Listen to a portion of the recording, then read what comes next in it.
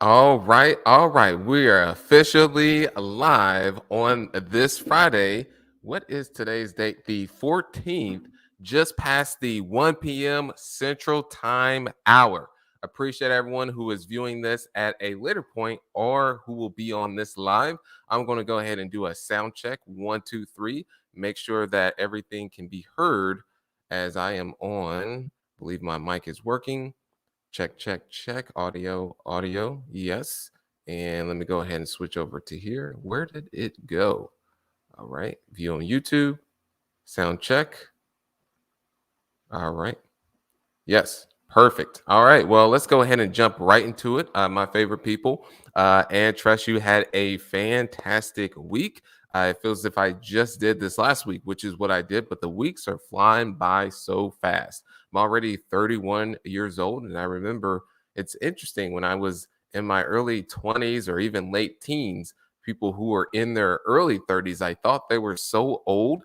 And now that I'm this ages, I feel so young. Of course, I at uh, my body when I get up, sometimes it aches a tad bit because I work out quite a bit, and I'm not able to be as agile and maneuver as I used to. But all right, I don't want to digress. But today's topic that we're going to have is on how I was able to acquire a 80 unit apartment complex. So I've actually had two 80 unit apartment complexes that I've actually acquired, and this will be the first one. And I'll just talk through the step by step on how that was actually put together. And everyone who was on here, go ahead and comment below and let me know where you're from. I'm from Indianapolis, but now I actually live here in Houston, Texas. The weather here, right me out, is just beautiful.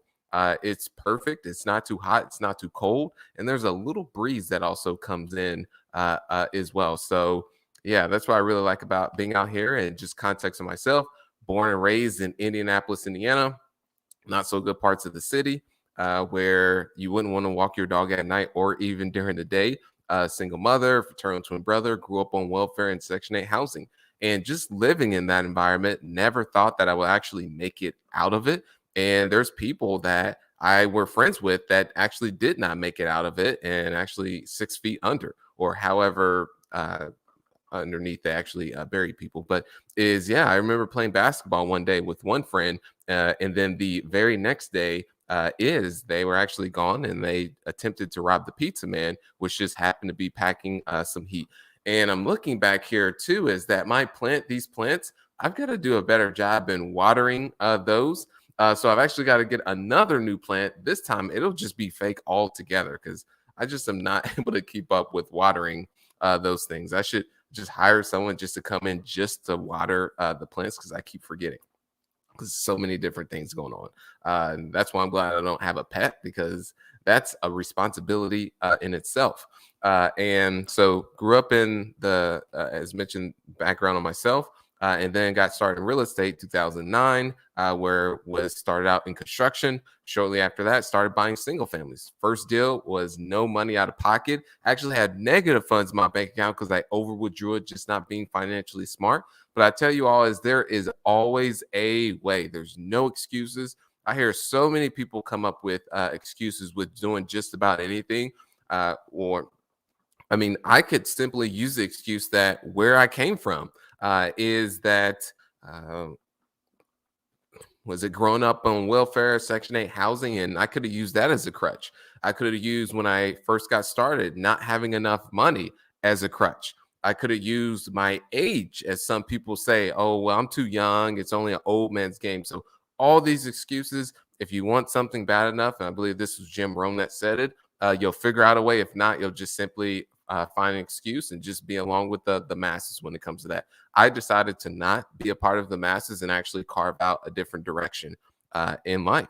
And that's when I had that pivotal moment in my early 20s where I was going down average land. And this question came down to me and asked me, Sterling, is this what you want to do with your life? And I answered back, no, this is not. And ever since that point in time, that's where I really got into the self-improvement. Earl Nightingales, I said Jim Ziegler's, the Jim Rohns, the Zig Ziglars, the Norman Vincent Peales, the Napoleon Hill, all these individuals to rewire a lot of the thinking that I had, because I had a lot of limiting beliefs. And growing up with a single mother, my mother, she did the best with what she had, but the only knowledge that she was given to me was the knowledge that got her up into that point, which was not where I wanted to be. Love my mother to death.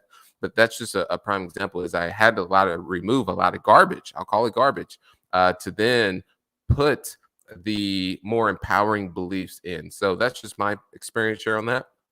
Bought 150 single families, and then started buying multifamily in 2017 and scaled up to about 500 units. So that is context on myself. Great to see you, John Doe. I got you. Appreciate it. And we've got the emojis. So, yeah, thanks for everyone who was on here at live. And then those of you who are viewing this at a later point. And don't forget, it's very simple. Smash that like button. It really costs nothing. It's $0 and it takes less than the second. And if you haven't already, subscribe. It would really mean the world to me. If you don't want to do it for the algorithm, do it for me. It really goes a long way, and I appreciate everyone so much. So let's go ahead and hop right into it. And I almost forgot. So welcome to the stream, everyone. I meant to play that at the beginning, but I always forget how to do that. And a couple comments here. Awesome. Great to see you, my man, Christopher from Tampa. Let's talk apartment buildings. And yes, always great to see you, my man. All right. So let's jump into the first point that we have here is just an overview on the property. So this is Buck Ridge at Southport. So I'll give you all a drive-by, not an actual drive-by, but I'll show you just an overview on the property. I'm going to just, here we go. And then we're going to switch this here. And so this is the property here. So it's a total of 80 units. And this is the street view of which you can see the apartments back there. And this was acquired in 2018 and actually sold it last year of 2021. So I've actually gone full cycle on this particular deal. So that's what you can see from the street. And then this is more of a bird's eye view that you would have, an aerial view, because you're not able to actually drive back there using this Google. That would have been, let me see if I can go up here. Nope. Okay, it will not let me. So, but yeah, that is just a visual of the property. So there's a total of 5 buildings, and there's a pool inside there, and like a mini, I wouldn't even say it's a clubhouse, but that's where you can change and all that, and then go into the pool area. So that is, let's go ahead and remove that. So that's on the high level, just details on the property, but I really want to go into how it was found. And I'm going to go ahead and switch the sharing of this here and stop share. And then I'm going to do a different screen share, but is how the deal was found. Is it's right.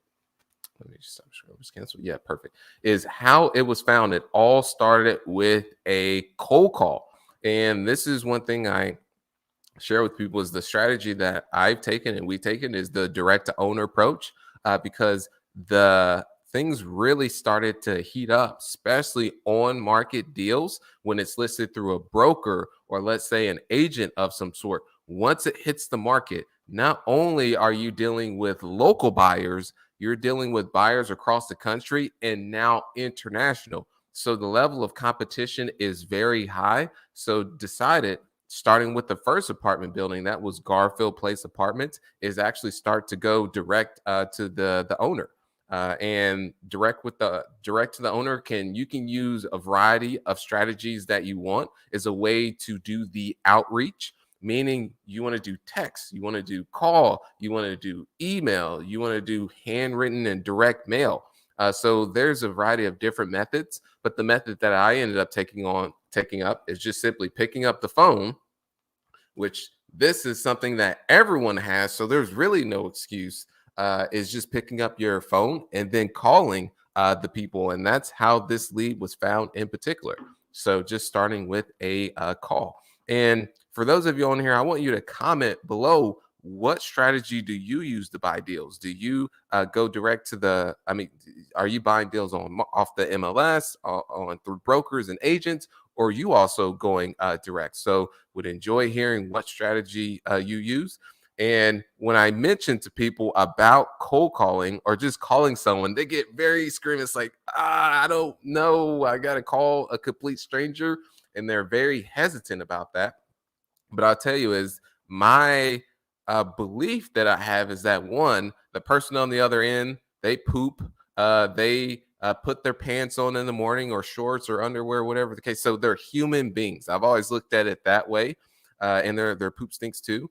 So that's another way you can look at it. But secondly, is that my goals and my why is bigger than what my fear would be of the rejection on the person on the other end. So with that is I didn't personally myself hesitate to when deciding to make the shift. I said, okay, well, going to go direct to owner. Okay, what channel are we going to use? Let's go ahead and do call because that's one of the most simplest routes. All right, well, I'll start calling from my phone.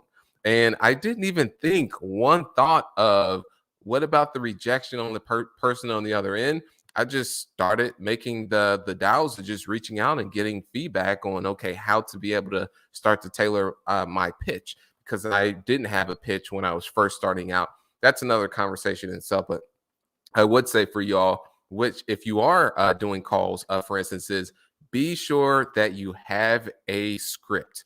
And go ahead and comment below if you would like access to the script that we use. Let me see if I can pull that up for you all while we're actually on here. A sample script of what to actually say. Let me say cold. Okay, perfect. So this will be a sample script that you can actually follow through with. And let's do a share right now.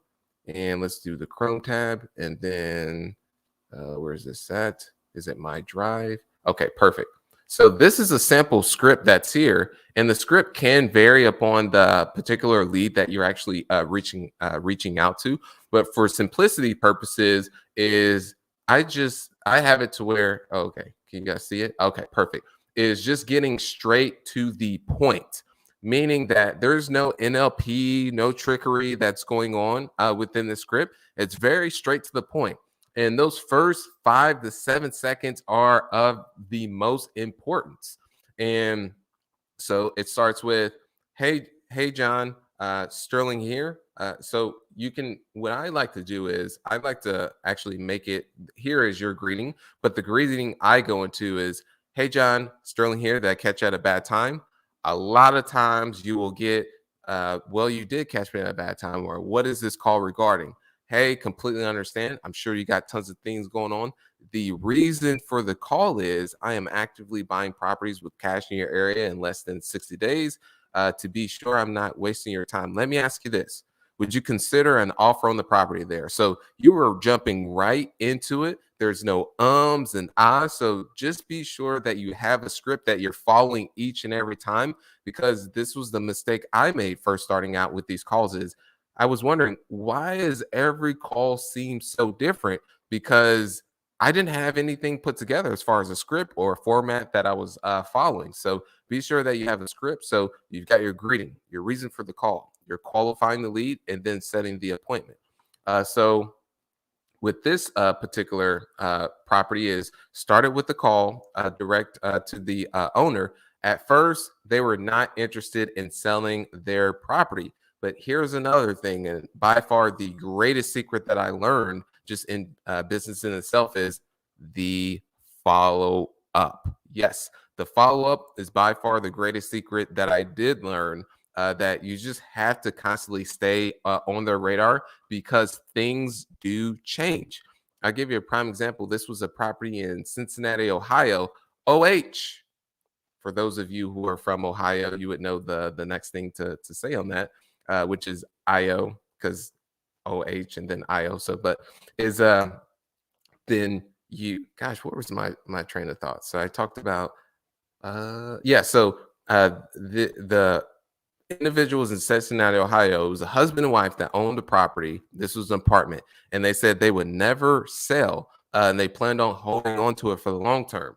I followed up just under a year later, and they were facing a divorce, and someone actually swooped in there and got the property under contract and later closed on it. So that goes to show you how quickly things can change, and someone can be completely adamant on, I'm not going to sell this property ever to you, go ahead and they'll hang up the phone, or they'll say some very other not so nice things. And they always say that the worst thing someone can say on the call is no. That is a lie. I would say I've heard some very not so nice things, but the key thing is just to not take it personal. Which a great book, by the way, just a side note, is the Four Agreements, and one of the Four Agreements actually is to not take anything personal. Because what I've learned, people are going to be people at the end of the day. They're going to do them, and they're going to look out in their best interests, which I understand that. And their best interest may not necessarily, or very likely, is not to be in your best interest. So just not taking anything personal. So yeah, this started with the call, and then followed up multiple times. And then it came time to where he wanted to sell the property, the owner. And the reason why they wanted to sell the property, this is another key. There's got to be some motivation. Is he owned Buckridge at Southport, and then he also owned another apartment complex, which was in Anderson.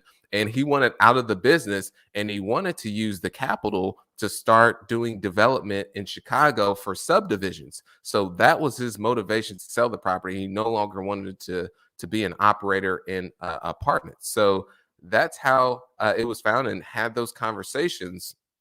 And then, of course, started to go back and forth of this was our price. We started closer to about 3.8 million, excuse me, $2.8 million.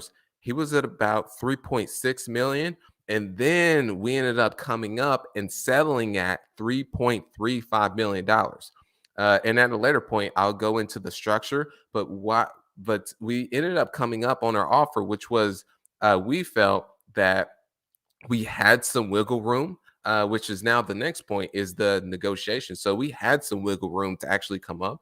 And what I've learned is just when you're dealing direct, and it depends on the situation you're in, but a lot of times you don't want to give your best offer up front, because if you give your best offer and then they counter, you're like, well, that I'm not able to go up anymore because that was my actual best offer. But of course, when you're dealing on properties on the market, you would have to give your best offer up front, and then likely the broker is going to come back to you and say, hey, by the way, I know we gave a final calls of offers, but go ahead and give me your highest and best is the other path that they go. So let's go ahead and just go into some super chats until not some super chats, but some chats here.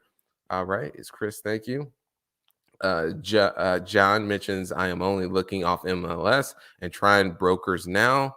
It says still difficult. Yes, it's just consistency. That's all it comes down to there. And then, all right. And then also I requested you on Facebook. I believe you're looking to connect with Chris. All right. And so just going back to the negotiation here is that ended up coming up to the $3.35 million, but his price, our terms, because he came down as well, and then we came up, but we were really pushing where we wanted to be. So we said, well, the roofs, because we looked at the roofs and they were on their last leg.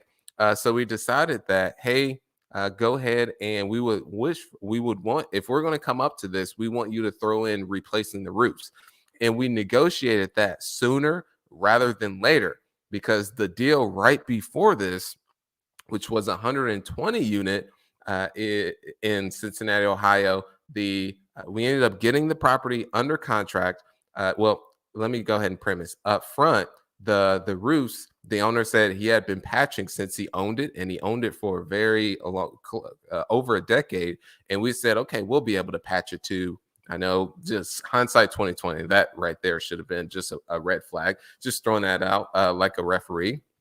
And so with that, we go under contract, we get through the due diligence, walk all the units, now get roofing contractors up there to place a bid and let us know what the cost is going to be to, because we thought replace some of the roofs and also patch mostly more so of them. And they said, I would not feel comfortable patching these roofs. You actually need to replace all of them. And that's when we ended up blowing out of our budget and going back to the owner and saying, hey, well, seller at that point, and we need a reduction. This deal isn't going to work. And he simply said, I told you at the beginning what it was, and you guys can go ahead and walk away. I'm sticking to my guns. lesson learned on that. And the reason why that that was unfortunate, not only the time suck, but also spent about $10,000 in due diligence for that. So ended up, you could just look at it, paid tuition. That's what I would say on that. And so let's go to that. And all right. And so ended up negotiating for them to replace all the roofs. And he ended up agreeing to it. Later point I want to premise is should have had in writing how those roofs were going to be replaced, but we'll get to that at a later point why that is actually important. So at this point in time, we agreed to the $3.35 million purchase price. And now the next steps is we send over an LOI, go back and forth, and then actually go under the under contract. So now it is the due diligence time, which is about 30 days, and then the closing is 90 days. So they'll have those differences, and the due diligence can also be known as feasibility period. And through the course of this due diligence, is now you are looking what I've learned ways for reasons why not to buy the deal versus reasons to actually buy the deal. And so this due diligence was actually very straightforward. There was really no red flags that ended up coming up. And since we were getting financing on this, and where is this out here?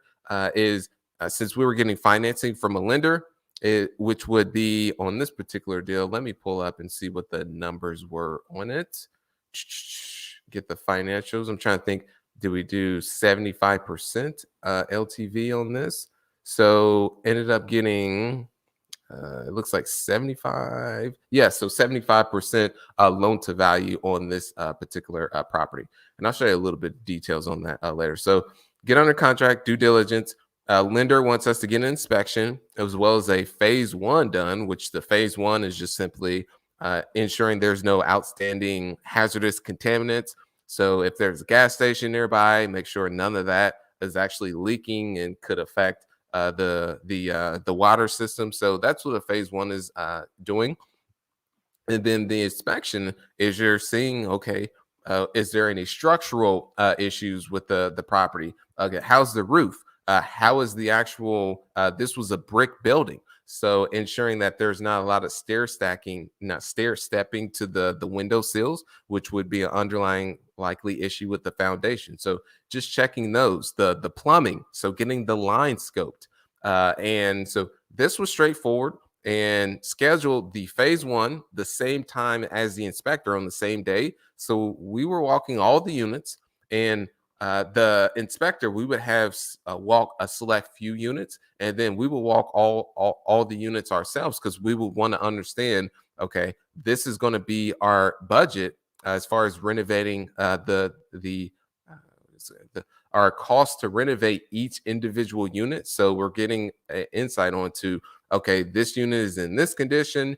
This unit is vacant, but it's completely down, gut to studs. This unit is vacant here, but it's not as gut to studs. It's just going to be a simple turn, or just as far as renovating that unit. So you want to walk all the units. The inspector necessarily doesn't have to do it, but you and your team to really dial in on your improvement costs, your renovations. And this is something before you actually go under contract, you want to have an idea of what on a cost per unit is it going to be able to get to those increased rents. So that's something also that I wanted to premise earlier is that the 3.35 million that ended up reverse engineering into, okay, this was a syndication deal. So with that, you got to understand what your end goal is on your numbers.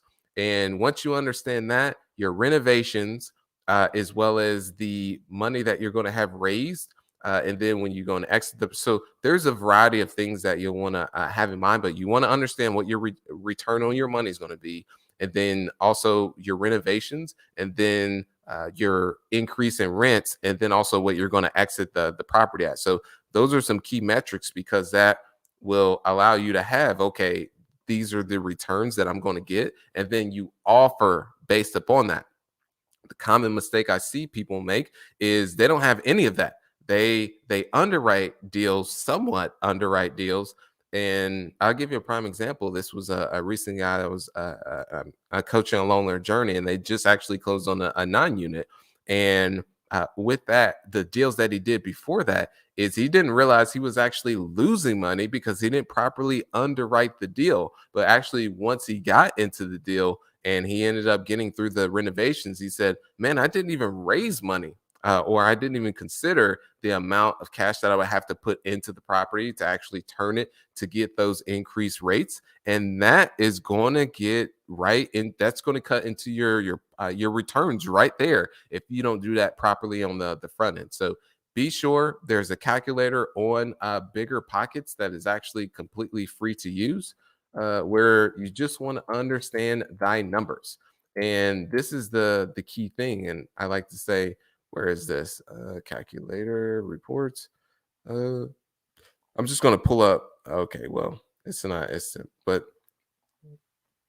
let me see if I can go ahead and skip ahead and use one of the previous reports that I've done. Okay, it's not letting me do it. But if you just go to biggerpockets.com, you can simply go there. It's free to use the calculator, but it starts there. What is going to be your return on your money? And then you reverse engineer of, okay, if I purchase it at this and I put this amount of money as far as renovations and I sell it for this, either or my rents, when I increase the rent to this, is going to be my return on my cash on cash, for instance. Then that's where you offer versus just completely shooting in the dark. That's where people's mistake is. So going back to the day we're walking on the units, have the inspector, I'm asking him questions of, hey, what are the red flags with this property? That's the first and foremost thing that I'm asking. And one of the things that he mentioned was there was termite damage at that property, or some termites. And what he noticed is, I said, well, is that a issue? He said it would be. However, it looks like it was treated and mediated or remedy, or whatever the technical word would be for that, because he could see the other person's work that they actually did. There was like certain holes in the ground and the concrete to show that someone actually ended up getting that addressed. So due diligence is good, no red flags. And then right before due diligence is done, then that's when notifying the investors, hey, we're going to move forward with this opportunity, and then start the process and actually raising money. So from that, do a webinar. Hey, these are just an overview of this is just an overview of the actual property, and give details. Hey, this is our business plan, which I'll go into the business plan. So give it an overview. And then at the end of the webinar, that's where you have your call to action that says, hey, go here to invest now. Here's all the documents, disclosing the risk, etc. And then if you wish to move forward with investment, you can mail your check here or send a wire. So that is the details on that. Let's go ahead and switch over to some comments. All right.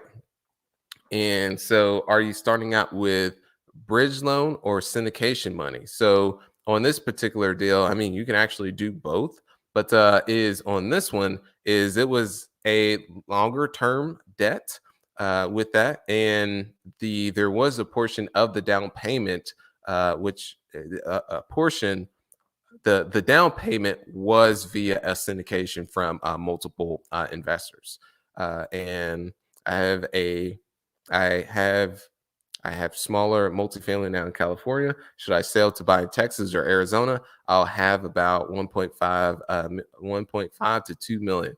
I, I mean, there's on a very high level, I couldn't advise and say, hey, this is the actual steps that you want to take. That's very limited context.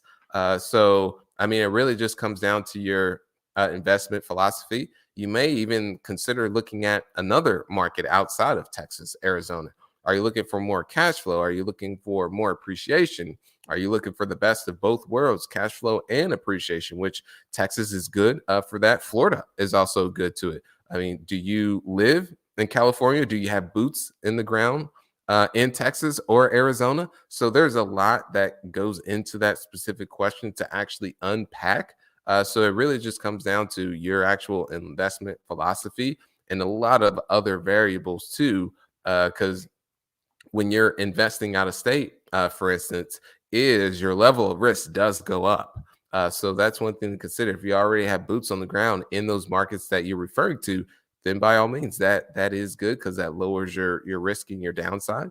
But if you can stay as close to home, such as California, for instance, and I know you may be priced out. If you're looking more so for cash flow, but I don't have that context on that, but is to stay as close to home as possible because that mitigates your risk. Because if something comes up, you can just simply go right. You could just simply drive to the property and be able to assess those details.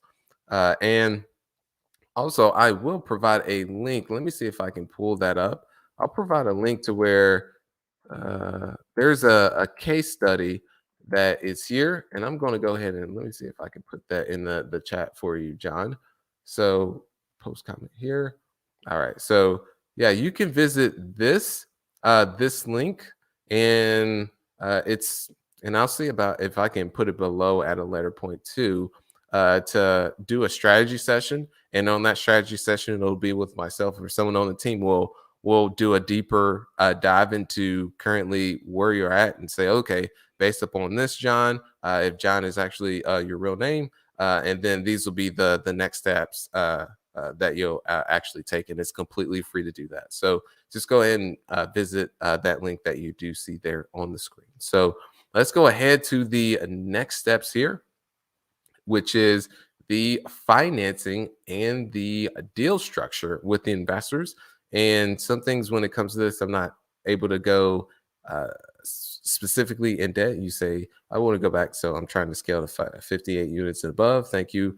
Every says to get out of California. Yeah. I, the, they say they talk about blue states and red states, and California is and I'm not getting to politics or anything, but it just happens to be, I think it's the red states, whichever that Chicago, you've got New York, you've got California. It just seems to be that those states that fall in line with it's either, I believe it's red. Let me see red states versus blue states from a political side, which I'm not getting in politics such as that, but let me see if I can change this. Share screen, share entire. Here we go. Boom. So just going back here, yeah, the blue states. That's what it is. So happens to be Illinois is not very pleasant to operate in from a business standpoint as well from a landlord because it's not very landlord friendly. It happens to be that way out in New York.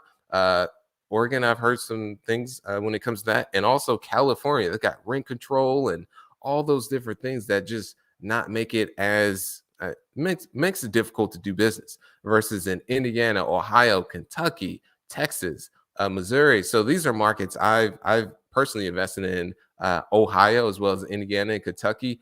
Very landlord friendly, I would say. And now I'm actually in out here in Texas. So yeah, it's each market offers something different. But myself personally, I wouldn't be in those markets, and I'm not saying that's where you shouldn't be, but that's just my self personally when it comes to that. Rez is favorite Chris is my name. Okay, Chris. There we go. Perfect. And all right. So yeah, just going back to the deal structure. Let me pull up these. Is as I alluded to earlier, is have a end goal in mind of what you wish to earn on your money, and then you can reverse engineer on that, and that's how you build out your structure. So highly recommend you got to use the calculator. There's tons of calculators that are out there. There's one by well, if you're doing syndication, David Tupin's got a calculator. There's another guy, Michael Blanc, that's got a calculator. There's another one by James Ing, who also has a calculator out there, and then the bigger pockets one. So those other people that I mentioned are more on the syndication side. But if you're just starting out and doing a simple deal where it's just maybe you and one other person that's investing in a deal, is just to start with a very simple one, which is the bigger pockets. Once you start to go into syndications, that's where it gets a little bit more sophisticated. So that's where you want to essentially just gradually graduate, for lack of better words, to a more sophisticated calculator that takes a lot of factors in mind. So just going back to this particular deal, yeah, see, you got My daughter's in Arizona. Yeah, so that yeah, you got some anchors. You got some anchors in those states, Chris. So that does help for you as a way to further. Okay, this market, Arizona would make because I already have family there. If you got some boots on the ground, so yeah, there we go. And so, just to give an overview on just the finances or how this structure was put together, is not able to go into the actual returns, but it was double digit on the cash on cash as well as the internal rate of return, which is similar to an annualized return. But how it's put together is that there was a loan, a down payment that was okay. What was from First Financial? So the terms on the loan was 75% of the purchase price. So the $3.35 million of that, 75% came from a lender. And with whatever loan that they're providing, if they're providing a $2 million loan, you, as the GP, they call you the general partner, the person that's putting together the deal, your net worth has to be greater than or equal to that loan that they're providing. So which would be 2 million as an example, and then also you would need to have liquidity 10% of that loan amount. So you need to have $200,000 cash in the bank liquid in order to qualify for that loan. There's some other requirements, of course, but those are some key ones, and people have questions about this. And there's a way around this is you can have a what you would call a key principal to sign onto the loan to qualify for you if you don't have it. It's the same thing if you're a college student, which many college students do, is that if they're renting off campus, for instance, they're in college, likely that they don't even have credit when you pull it, and they may not be able to actually have enough income coming in to make, let's say, 3 times the monthly rent. That's when they bring their parent on to co-sign. Not co-sign as if I'm a rapper or an artist or anything, but co-sign to get qualified for them to actually live in that property. So it's the same thing for the key principal side. If you're not qualified to hit those lenders' requirements, you can get someone onto the deal. You may have to give up some of the deal because people are going to do it for free. You may be able to get someone, but it's not very likely to then sign on for you. You may have to give up a piece of the deal, as I mentioned. So yeah, just going back to this is that was 75% of the $3.35 million was a loan. The term was 7 years. It was a fixed rate, just over 5%. It was amortized. I always mispronounce that word. Over, what do you call that? It was amortized over 30 years and 2 years interest only payments. And then both my business partner and I were actually guarantors on the loan. So this was a recourse loan during the interest only period. And then after the interest only period, it does shift over to recourse and non-recourse, which the difference between recourse and non-recourse. Recourse is they can go after you on your personal assets if things hit the fan, and if it's non-recourse, they just take the property and that's it. They don't personally come after you.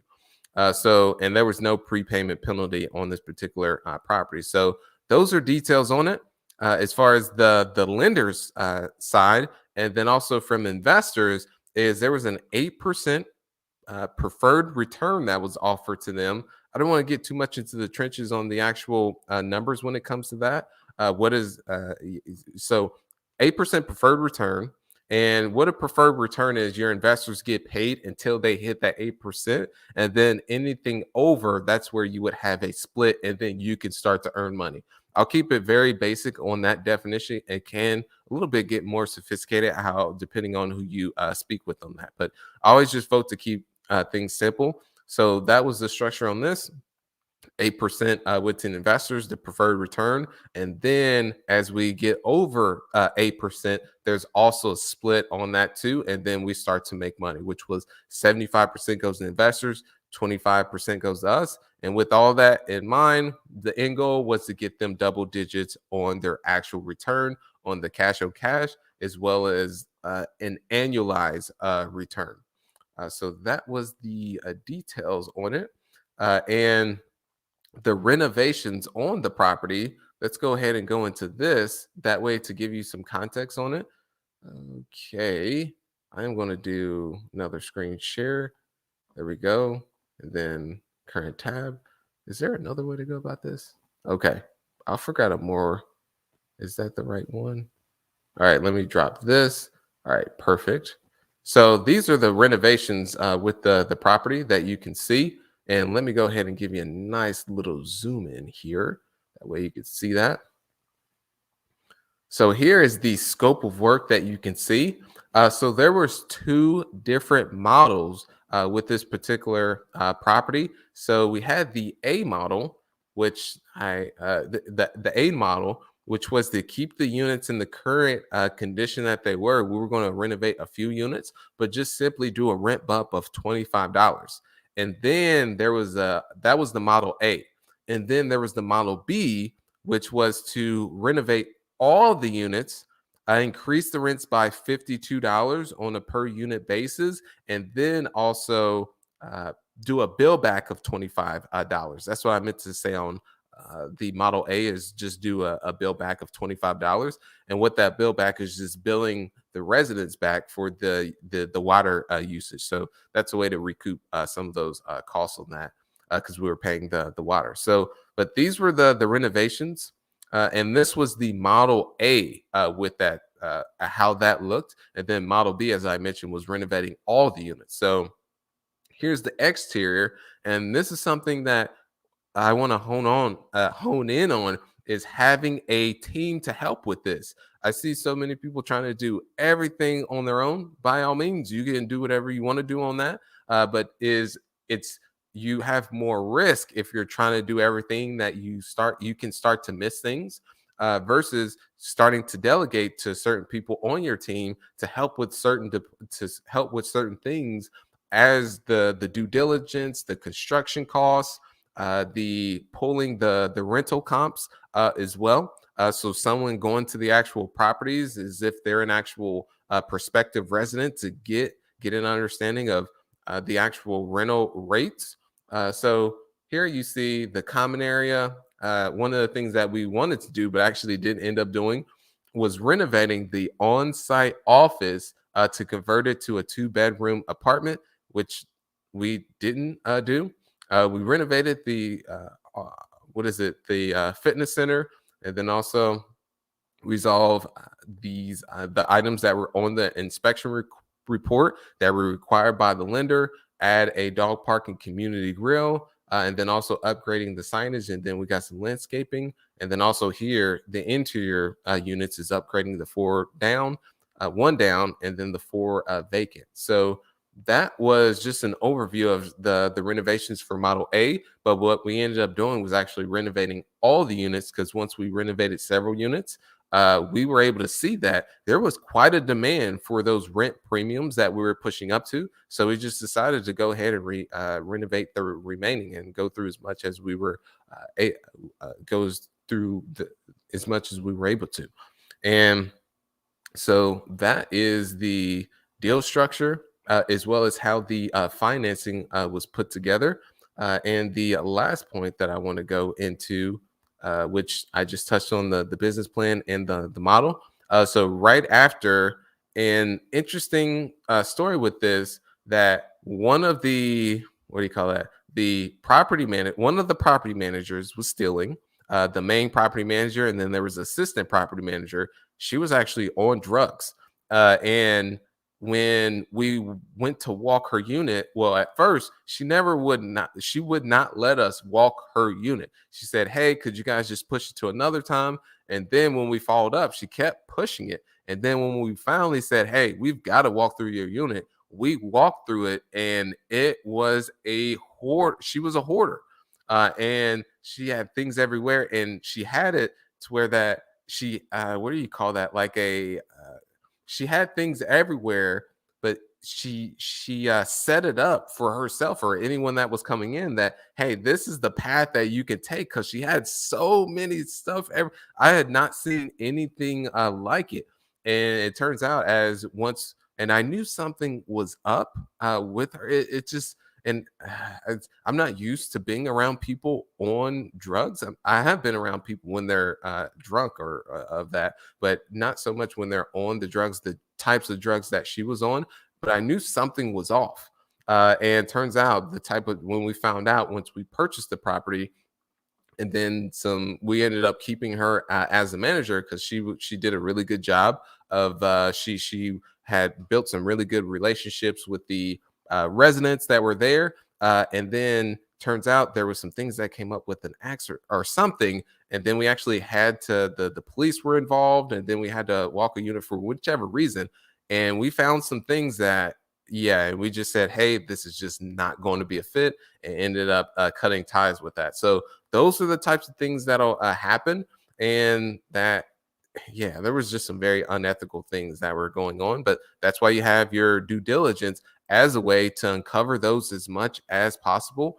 And one thing that I've learned is that when something seems not right, and someone, let's say the property manager, gives you something that is just the dots are not connecting, you've got to dig deeper. There's a reason why things are not connecting. When in doubt, just dig deeper. That's what I've learned, because a lot of times that I've experienced is that's because they're hiding something, and that's probably why the owner ended up selling the property due to some. I'm sure he didn't know a lot of the things that were going on because he was really a hands-off operator.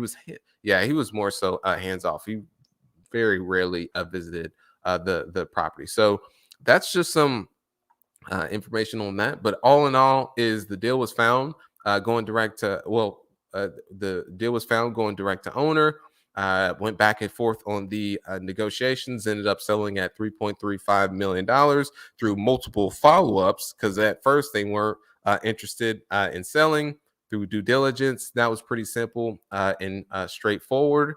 And then the financing and the deal structure with that ended up doing a when you're doing your deal structure, is you got to have your end goal in mind. What do you wish to give to your investors? Then you can back into your purchase price. The business plan, which our model B, which was the one that we were aiming towards, was to renovate all the units, increase the rents by $52, and then also implement a water bill back of $25. And one thing I wanted to mention towards the beginning is that in our initial underwriting, is it was at a 70% expense ratio is how this property was performing. But what happened was, and that's funny how I say it that way. What happened was, is the owner put the decks, as far as he had to fix the decks that were at that property because they were just unsafe and unstable, and he pushed all those to the operating expenses. Those should not have been in operating expenses. It should have been to capital expenditures, because that's not going to be the cost to operate those properties. Is you're going to continually have to fix those decks. You may have to do some repairs and maintenance, but he was like doing major fixes to them. And so from that is, we knew that, okay, this property is not supposed to be performing at 70% expense ratio. And then that's when we ended up saying that, okay, there's some value to be had here. And we got Rico, and then we're going to finish out with the lessons learned. So Rico says, I use the Bigger Pockets website for the rental calculator. Yes, the three things that can be trouble to an investor are the 3 Ds: pause, drugs, alcohol, divorce, and disease. Yes, and that's why I'm not getting married. But that's another conversation itself, and probably will never get married. But yeah, drugs don't do that. And then yeah, disease is, I did have COVID recently, so that was unfortunate, but I'm completely healed from that. But yeah, those of you who are on here, as mentioned, hit that subscribe button if you haven't already. And then the lessons learned on this. The first, follow up. You gotta follow up. The greatest secret I have learned, because things change so quickly, that at first he wasn't interested in selling. And give a shout out to Eric on this, who actually ran point on getting this deal to the point of where it was. So yeah, the follow-up is key. Second is buy right. absolutely stole this property. Surprised we didn't go to jail after we ended up buying it. So bought it for $3.35 million. And this was in 2018. Last year, sold it for just over $5 million. And what the person ended up paying that, we did not think that we were going to get that price for it, but I mean, people are paying what they're paying into today's market. Not entirely sure how they made it work, but they ended up making it work. And then the last but not least is to have everything in writing, meaning on this particular property should have had it in writing how the owner was going to replace the roofs, because he said that he was going to he did replace the roofs, but what he did was he did an overlay. Yeah, he did an overlay of the replacing the roof. So he just put a roof over a roof, which it was only one layer, so it wasn't an issue. But it's much better and it lasts longer for you to actually do a tear off, which we ended up selling the property, so it didn't matter. So it wasn't necessarily long term hold in that case. But yeah, for the longevity of the property, it's actually more optimal for it to be held on for for the long term of it. But yeah, those are just some key takeaways on that, and just what I've learned and how. I mean, the everything that I went through for everyone that is on here is how the deal was found, the negotiation, the due diligence, the financing, the business plan, and then some of the lessons I've shared with you is that everyone can do exactly how this was put together. It's just about putting in the work. Many of you know what to do. Some of you may not know what to do, but if you're committed enough, you'll figure out a way. If not, you'll just find excuses. A lot of these things is if you just stick to it day in and day out, you will get to your end goal, because it's simple of what to do.